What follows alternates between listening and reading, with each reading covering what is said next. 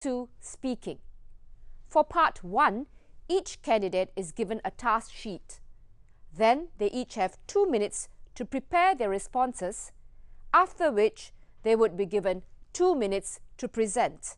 For part 2, candidates would turn to the next page of the task sheet. They would be given 3 minutes to prepare and 8 to 12 minutes to discuss the topic. In the discussion, they may support or oppose the other candidates' views. At the end of the discussion, candidates try to come to a decision on which of the suggestions is the best. This is the seating arrangement. Good morning, everyone, and welcome to this morning's MUET test. There are 2 parts to this test. We'll start with part 1 first. So in this part of the test, I'm going to give each of you a question.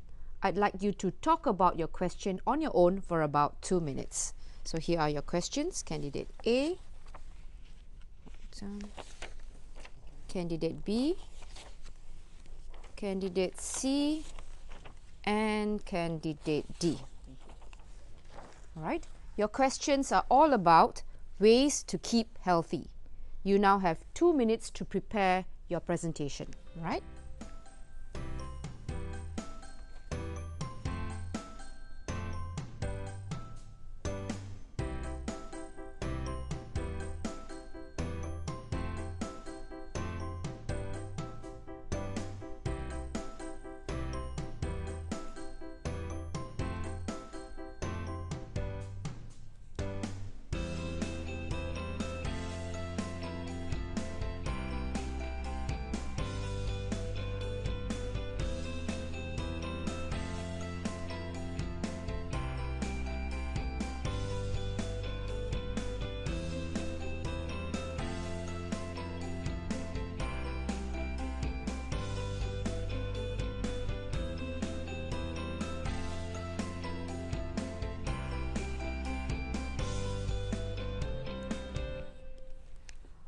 Okay, Candidate A, it's your turn first. Talk about the importance of what and when people eat.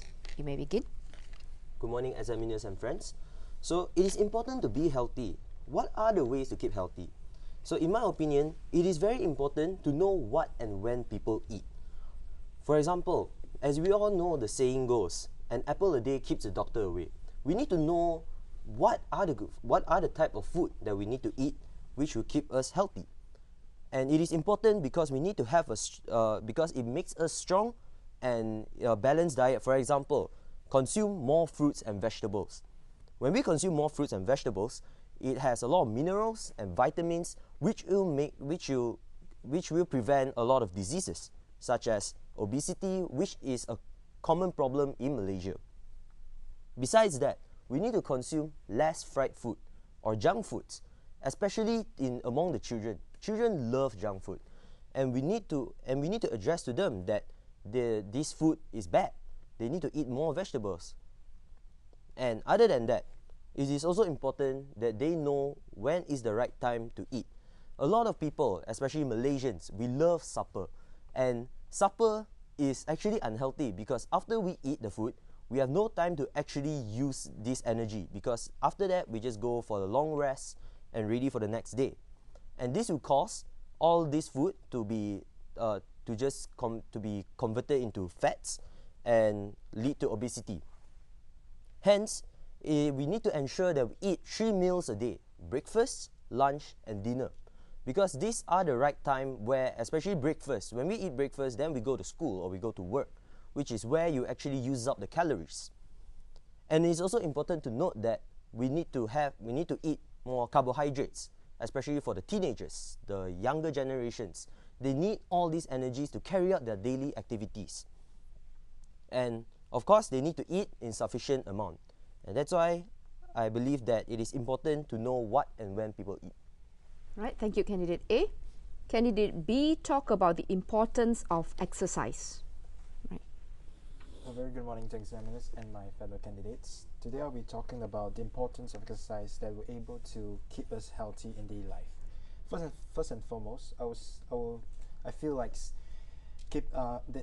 while you're exercising, you're able to stay away from sicknesses and diseases. When you exercise, your excretory system goes to work, and your sweat, which will excrete out from your sweat glands, consists of mineral salts and urine. All these toxic substances, while you excrete out, it's able to eliminate and able to help your body to function normally. And when you eliminate all this toxic, you're able to keep yourself healthy by eliminating all the possibility of getting diseases such as obesity that will lead to diabetes, heart attack, and blood pressure. For example, obesity, if you do not exercise and you eat and eat, your fat to accumulate, and somehow it will clog your blood vessels, and this will lead the bloods to not be transported to your parts of your body, and this will actually lead to heart attack and may result in death, and this is not a healthy lifestyle.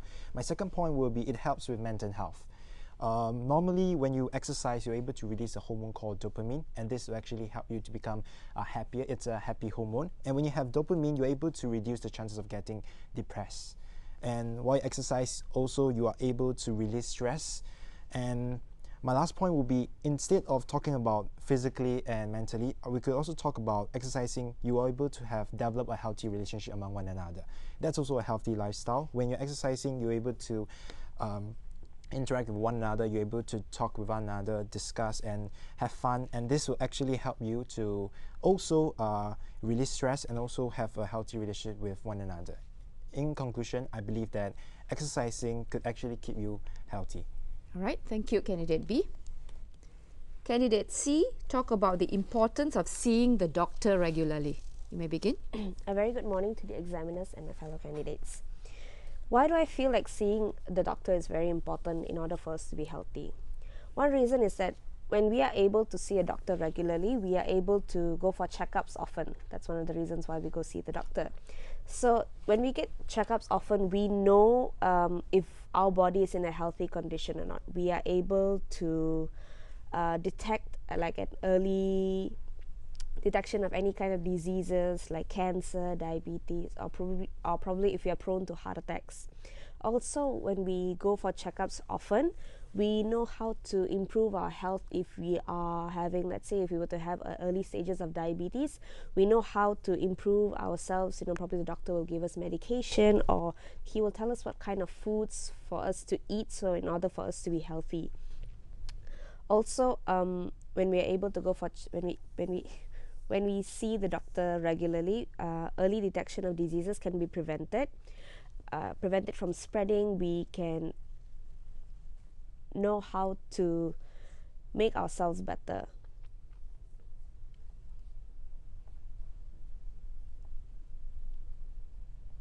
Also, when we see a doctor regularly, we are able to keep ourselves healthy because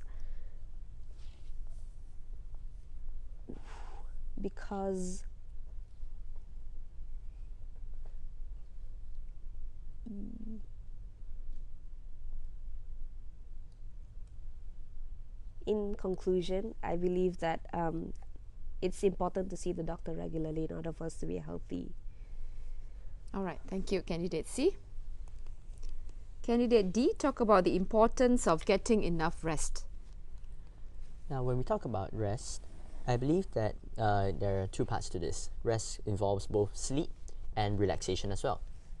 So, through rest, the first thing is that you get to reduce your stress. Now, one of the few famous, well-known people, such as Steve Jobs, he would spend at least around 10 to 20 minutes a day in his office just to meditate, to relax and rest. Whereas Elon Musk will always spend his Sundays, his full Sundays, just to relax and spend time with his family. So this is ways that people, they schedule time to really just rest and relax because they understand the importance of rest, that it helps reduce the stress from the workload that they have. Next, following that, is that rest will help control your alertness and your mood. Now, when you lack rest, your alertness towards your surroundings drop. This could pose a health risk, whereas when you are walking, you are unable to walk properly and you do not notice certain things such as sharp edges of the table, or when you're going down a staircase and you may trip and fall. So that's a risk for your health and your mood as well. Because If you do not have the right mood, you get angry, you get stressed out easily, and this affects your mental health. Lack of sleep could also even lead to hallucination, which is dangerous, where you start seeing things where you're not supposed to. Next thing about rest could also relate to your growth. So there is a proven relationship between enough sleep and your growth. If you lack sleep, you are unable to develop in your growth properly. This is why parents, teachers, and everyone else always encourage kids to sleep early and get at least about 8 hours of sleep a day, especially if you are a child who is still growing up. Last but not least, rest does support your immune system as well. There was this man who couldn't sleep, who developed a disease where he couldn't sleep. So as he went on and couldn't sleep, he ended up dying because his immune system just couldn't continue supporting him anymore. In conclusion, I believe that having enough rest is very important for your health. All right, thank you, Candidate D. So that's the end of part 1. Now we'll move on to part 2. Turn to the other side of your paper. Now in this part of the test, you're going to discuss for about 8 to 12 minutes about how healthcare can best be improved. On this page, there are some ideas to help you. In your discussion, you may support or oppose the other candidates' views. And at the end of the discussion, try to decide on the best suggestion. You now have 3 minutes to prepare.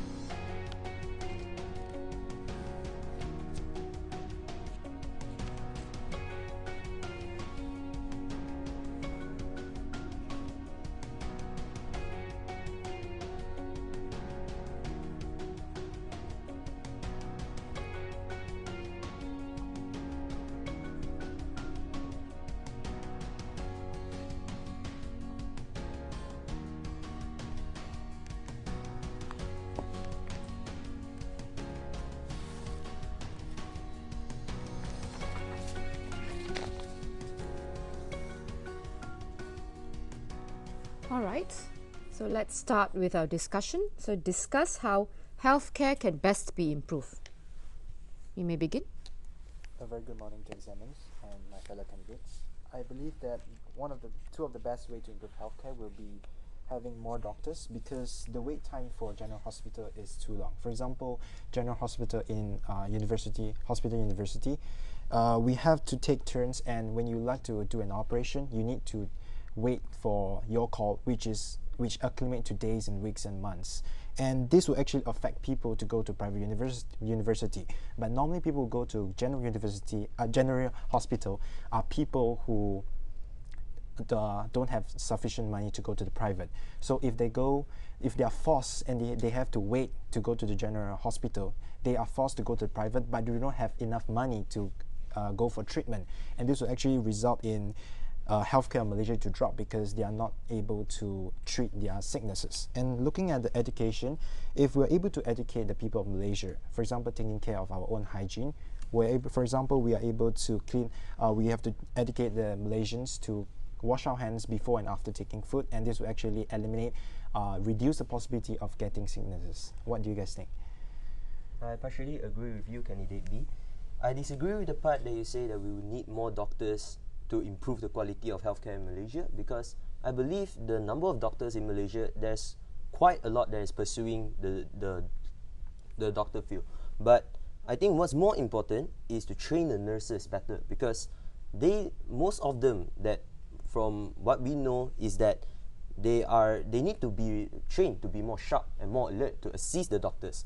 And some nurses, because they are not the doctor, they are not the one that is mainly in charge of the patients, they might lose the sense of responsibility to make sure that the patient is treated properly. And that's why, and some also don't take their jobs seriously, like they're playing their phones during when they're working. And we need to train all these nurses to be better. But I agree with you that education is very important. As we all know, in the past, that there is the cholera disease, this pandemic disease, right? And or more recently, the Ebola virus. All these things happen because there is not enough education to educate the public. And it can be done in several ways. For example, we can use through social media or news. It will educate the public that this virus will cause very serious problems. What do you all think? I agree with candidate A and B that education and more doctors do help. But I think one point that we could actually look at is cleanliness quality of the country. Now, see, looking at the cleanliness quality, thinking about how diseases come about in the first place is because of filth, because of bacteria, because of viruses. So if the cleanliness quality of the country is well maintained, this will reduce the risk of having and developing diseases in the first place. For example, H1N1, which was a disease beginning from a pig, was it, if I'm not mistaken, correct? So if the health quality of our country was maintained in the first place, that virus would not have developed and would not have spread throughout, and hence our quality of health would have been maintained. What do you guys think? I agree with what you've said, all of you. But also, I have to say, one way that we can improve healthcare in Malaysia is by improving our hospital buildings. You see, right now most of the hospitals that we have here, especially the general hospitals, they're all run down, they're old, they don't have many facilities that are able to hold many people, since we do have a large number of people in Malaysia who do require healthcare, especially in general hospitals.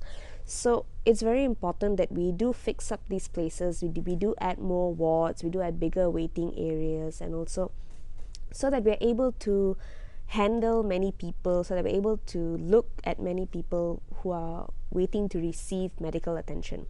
Also, I feel that we should also improve and have more doctors, but not only to have more doctors, but also to have more qualified doctors who are able to give their time and effort into helping people and not just doing it for the money. And we should also get professional doctors who don't just do 6:30 work when they're treating a patient, because every patient requires important attention by a professionally trained doctor.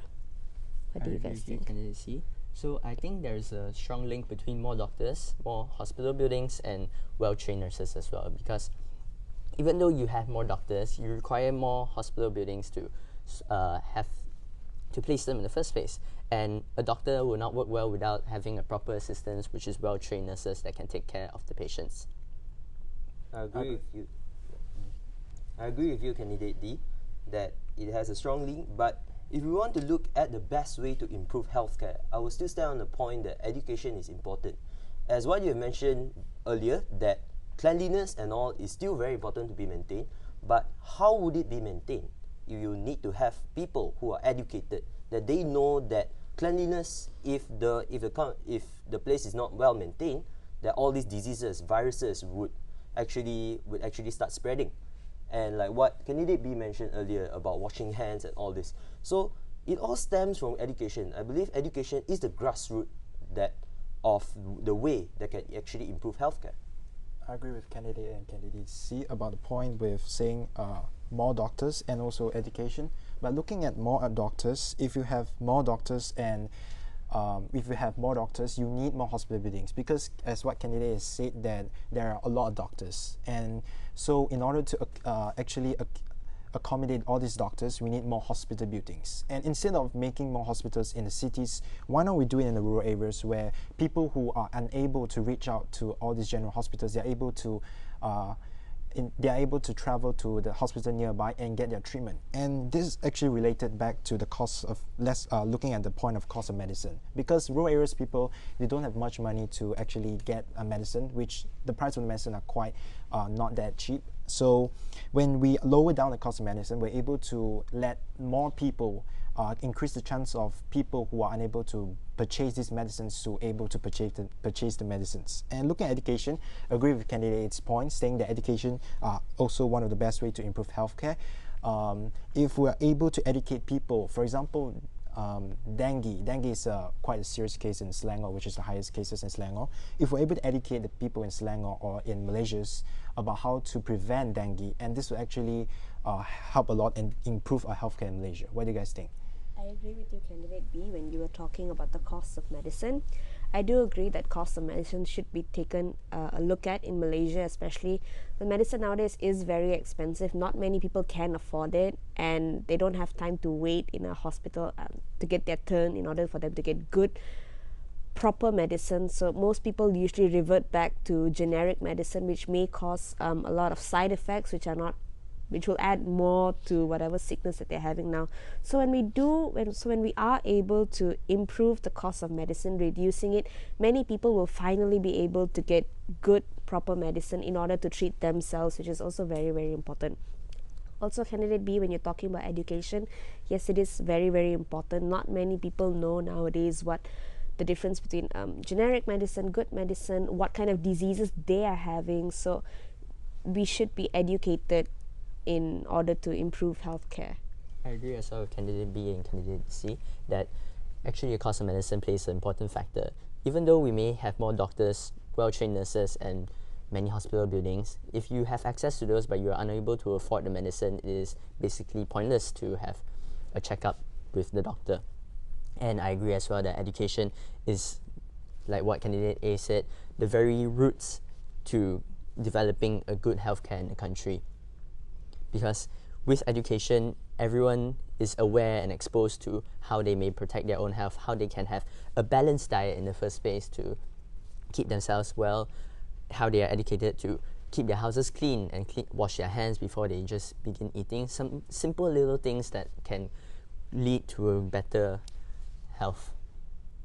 I agree that cost of medicine is one important way to improve healthcare, but in another point of view, right, cost of medicine would be a problem if it's a private hospital, because usually when you talk about private hospitals is where the medical bills and everything is really, really high. But in like government hospitals, there's the problem is lesser. The problem is more on from what Candidate C said, that they have to wait for a very long line. So it feels like there are several problems that require different ways to approach. Correct, but I think we can agree that education would lead to all these solutions. For example, through education, with a better education, you get to encourage more doctors to be passionate about their job, and you get to train nurses to be better and take more responsibility over the patients as well. With education, you also understand what type of medicines you need to consume and the proper prices for it, so you do not get conned by perhaps pharmacies that are not properly regulated. Education may also teach you as well as to how to take care of yourself, because not every disease will require a medical checkup. But if you don't know, then you often have to go for medical checkups, which will just cost you too much. I agree with Candidate A and Candidate D about the points of education is very important. For example, if there's no education, vaccination, the vaccination case which happened in the United States may happen in Malaysia if education is not spread widely about the vaccination. People are believing the false rumors about vaccination, that it causes autism and so on. So if there's no education, parents, people who believe the false rumor will actually not vaccinate their child, and this will actually affect and would actually make maybe a virus outbreak again. For example, measles that has been tamed after a few years. If they do not have vaccinated their children, this disease may come back again. Looking at another point, more doctors. I agree with Candidate C about having more passionate and responsible doctors. There's a good example in Kuala Lumpur. There is a doctor called Teddy Doctor who actually Teddy Bear Doctor, who provide free services to homeless people, and this is the doctor we need in Malaysia to improve our healthcare. I think we're looking a lot at physical health as well, but we're missing one important factor of mental health as well. By having doctors, hospitals, well-trained nurses, or even cost of medicine will not help your mental health. But what will help is good education, where we are taught to be aware of and mental health, when to get help, and how to handle mental health as well. I agree with Candidate D on the education on mental health. we nowadays, we don't really see mental health. It's what we feel on the inside, and it's very, very important that we know what we are going through, and being educated by this, it's one way that we can improve healthcare. In conclusion, I think we can all agree that education is the most important factor of improving our healthcare in the country. All right. Yeah. Thank you very much. So can I have back your task sheets, please? Thank you. Thank you.